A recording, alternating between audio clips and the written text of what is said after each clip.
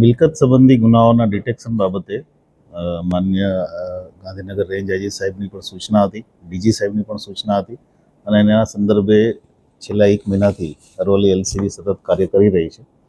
એના જ ભાગરૂપે 2 લોકો જે અમારા સસ્પેક્ટ હતા, ફેબ્રુઆરી મહિનામાં જિલ્લામાં 2 ચેન સ્નેચિંગના બનાવો બનેલા, એક ભિલોડા ખાતે સવારમાં અને એ જ ટોળકીએ બપોર પછી મોડાસા ટાઉન ખાતે બનાવ બનેલો. બંનેમાં જે તે સમયે અનનોન પર્સન વિરુદ્ધ એફઆઈઆર પણ દાખલ થયેલી. ત્યારબાદ ટેકનિકલ એનાલિસિસ, લોકલ ડેટા, બાકીના અમુક ફૂટેજ અને એની હિસ્ટ્રી એ બધું ચેક કરતા અને અમુક પોર્ટલ જે ઇમ્પોર્ટન્ટ બન્યા છે આઈસીજીએસને, એ બધું ચેક કરતા અમને જે લોકો ઉપર ડાઉટ હતો એ ગઈકાલે કોલેજ રોડ ઉપરથી સલમાન પઠાણ અને વિક્રમ દંતાણી આ બંને આરોપીઓને પકડ્યા છે. બંને આરોપીઓ પાસેથી આપણે ત્યાં જે ચેન સ્નેચિંગનો બનાવ બનેલો એમાંથી એક ચેન રિકવર પણ કરી છે. આ બંને આરોપીઓ નવસારી ખાતે પકડાયેલા હતા, અગાઉ અરવલ્લી જિલ્લામાં પણ પકડાયા છે 2025માં.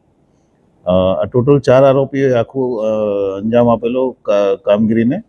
એની એમો એવી છે કે રિક્ષા સાથે આવે, કોઈ જે વ્યક્તિ હોય જેના ગળામાં ચેન હોય એ જોઈને એને પેસેન્જર તરીકે બેસાડે અને ત્યાર પછી આમાં જે ત્રીજી આરોપી છે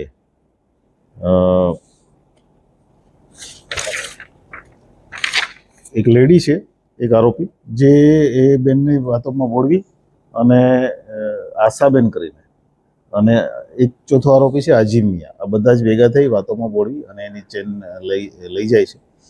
આ પ્રકારની એમો સાથે એણે આ આખું કાંડ કરેલું અને અગાઉ નવસારીમાં પણ પકડાયેલા છે. બંને જે અત્યારે જે પકડાયા છે બંને આરોપી વિરુદ્ધ એક આરોપી વિરુદ્ધ 15 ગુના અને એક આરોપી વિરુદ્ધ 16 ગુના છે. વધારે પડતા ગુના અમદાવાદ સિટી, સુરત અને અરવલ્લી અને અન્ય મહેસાણા જિલ્લામાં બનેલા છે.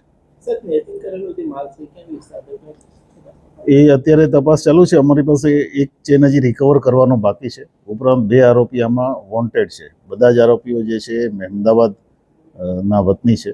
એટલે બીજા આરોપીઓને જ્યાં સુધી અમે નહીં પકડે ત્યાં સુધી પૂરી ડિટેલ આપને નહીં આપી શકીએ.